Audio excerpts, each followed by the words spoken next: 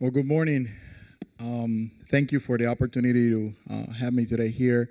And as many of you guys have said already, I met Fred quite a few years back, and it was also our first funds that we receive other than from the church members. And we have two programs that we started working with, and both are in Spanish. Ours is a Spanish-speaking church. My name is Pedro Ruiz, and I'm the pastor of the Iglesia, Restauracion y Vida, Restoration and Life Church. And we came to Fred and we started talking about an event that we do on a yearly basis. It's called Cita con el Amor, which means a date with love, for couples to strengthen their marriage, strengthen their relationship. And we bring guest speakers from different parts of the world to come and help us and aid us in that area, as we know that's one of the most important. If we have a strong marriage, you have a strong family, you have a strong church, and you have a strong community.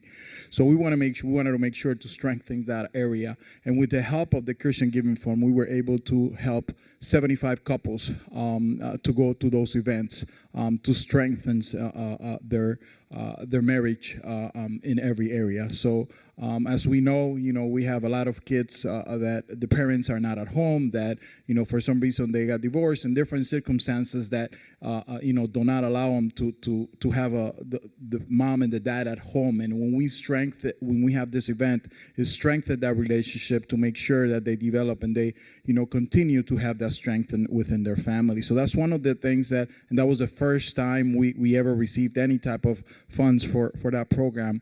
The other program that we have is a homeless ministry, and it's called Below Zero Homeless Ministry. And every time it got below zero, without the windshield, we opened up our doors from 7 at night to 6 in the morning, and we'll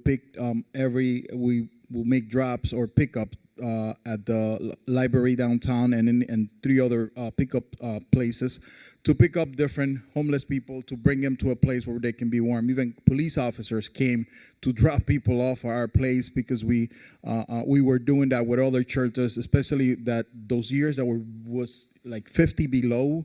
The shelters where they could not have anybody else, and we had no restrictions. So, those people that, have been banned from places or would not be allowed in places for whatever the reason might be, we did not have any restrictions. And we have the volunteers that came in, pick up people, drop off people, and gave them a hot meal.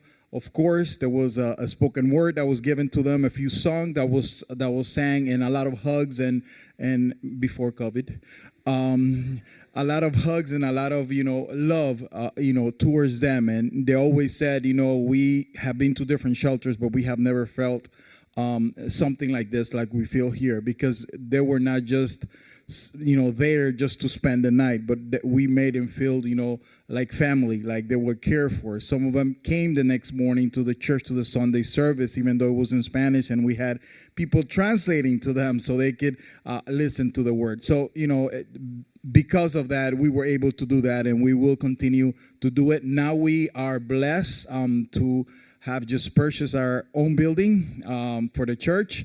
So we'll be continuing to do more ministry and more into that area. So thank you for your generosity.